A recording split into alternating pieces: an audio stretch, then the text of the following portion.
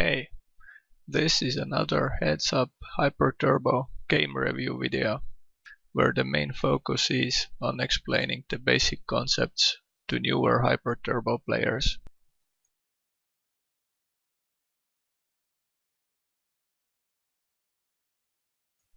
We raised to 60 with 3-2 offsuit. Let's consider the conditions that make this raise profitable. There are 40 chips in the pot before our raise that we can win if opponent folds. By raising to 60, we risk losing 40 chips in case opponent re-raises and we fold. So for example, if opponent folds to our raise half the time and re-raises, making us fold also half of the time, then we will win 40 chips half of the time and lose 40 chips half of the time, giving us the long-term profit of exactly 0 chips. If opponent, however, folds more than 50%, then we will win in the long run, because we will gain 40 chips more often than we will lose 40 chips. This simple calculation does not take into account the fact that the opponent can and will call our raise some percentage of times. But it is useful because now we know that if opponent folds more than 50% of times, then raising is profitable no matter what hand we have. And if opponent re-raises more than 50%, then we can't raise with hands that are too weak to call the re-raise with. In reality, the random opponent's first hand limping range is quite weak, making raising profitable for us even with 3-2 offsuit.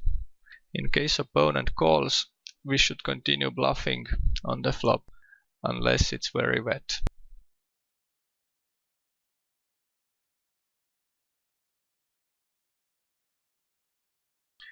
(8-5) offsuit is not strong enough to call a 3-bet.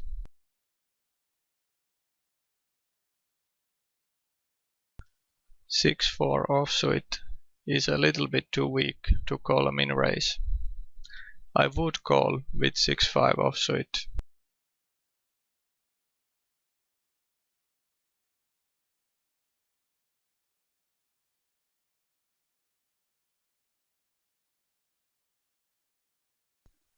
Opponent's small continuation bet gives us very good odds to call, but our hand is just too weak.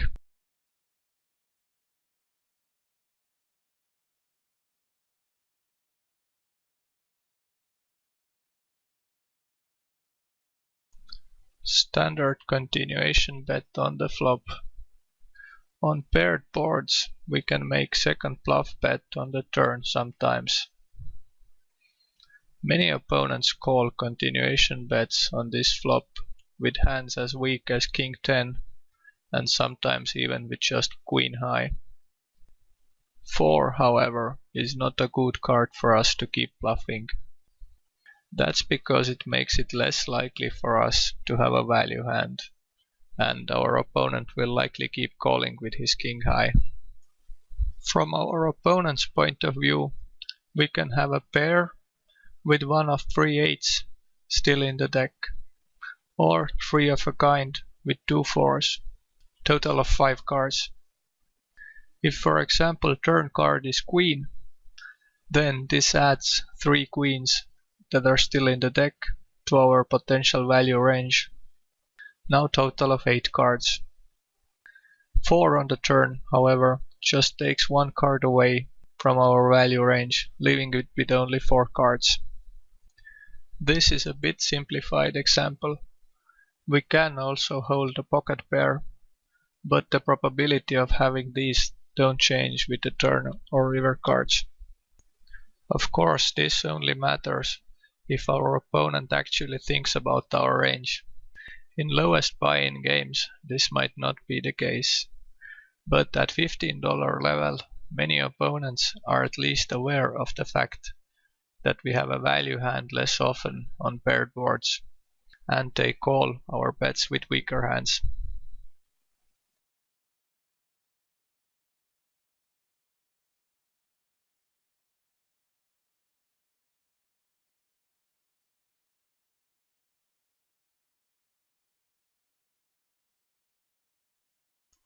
Standard call preflop.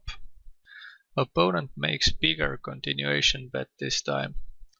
This usually means that he has a stronger hand. But I still think we should not fold our mid pair just yet. Turn card completes flush draws, and our hand is not strong enough to call a second bet.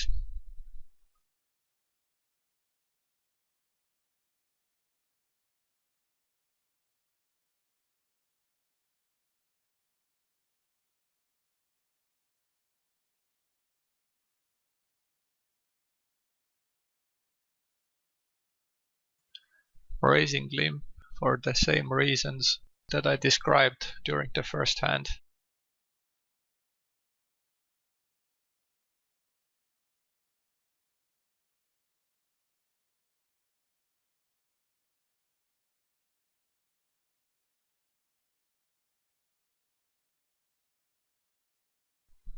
Flop is too wet for us to make a continuation bet.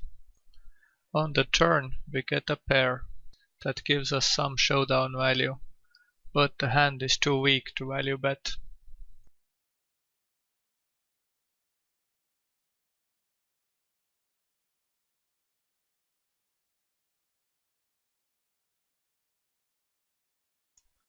We check flop with the intention of check raising. Fourth flush card makes our top pair weaker. If he raises our turn bet, then it's easy fold.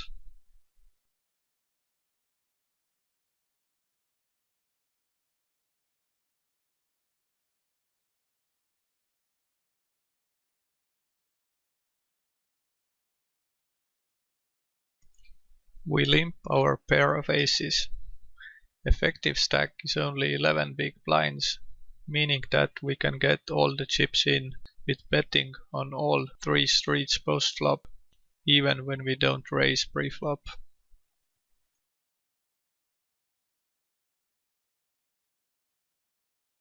Paired flop is not the best to get value from opponent, but he has all the low cards in his range because the pot was not raised pre-flop. So he can easily have a pair of fives or one of the possible draws.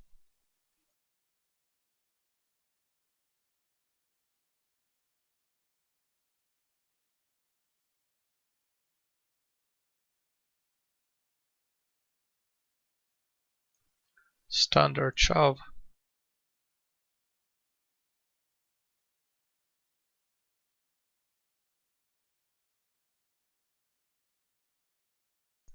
And again standard shove.